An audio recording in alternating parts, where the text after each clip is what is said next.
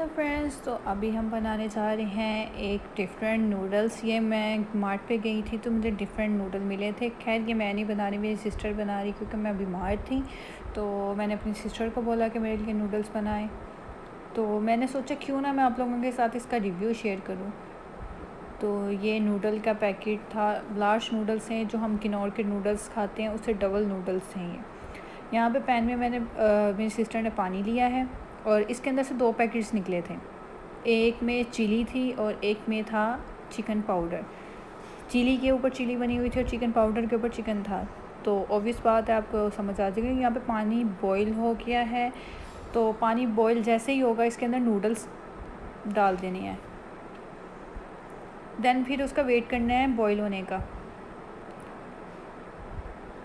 ابھی یہ noodles boil ہو رہے ہیں، ٹھیک ہے، اور یہ نوڈلس بوائل ہوئے تو اس کے اندر ایڈ کر دیا چکن مسالہ پہلے، تو اس کے بعد ہم لوگ اس میں ایڈ کر رہے ہیں چلی، جو اس کا چلی کا جو تھا، مجھے نہیں پتہ یہ کمبینیشن کیسا تھا کیسا نہیں، کیونکہ چکن کے ساتھ چلی پہلی باری سنا ہے، کیونکہ پہلے تو کنور کے جو نوڈلس ہیں ان میں صرف چکن فلیور ہے۔ تو یہ ہمارے نوڈلس تیار ہو گئے ہیں اور اس کو نکالا ہے۔ یہ تھوڑے سوپی رکھے ہیں نوڈلس کیونکہ اس کا ٹیسٹ نہیں پتہ کہ کیسا ہے۔ تو یہ نوڈلس آپ دیکھ سکتے ہیں تیار ہے۔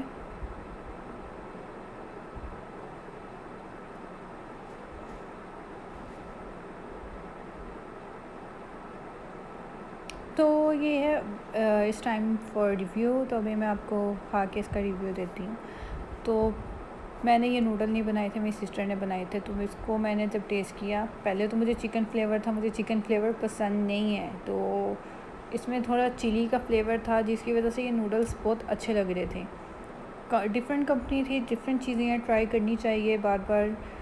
تو یہ ڈفرینٹ نوڈلس ہیں، اچھے لگ رہے تھے، ٹیسٹ اچھا تھا، چکن کے ساتھ چلی کا کمبینیشن ڈفرینٹ تھا بٹ بہت مزے کا تھا۔ تو اوور آل یہ اس نوڈل کو 9 آؤٹ آف 10، ٹھیک ہے، بہت مزے کے تھے۔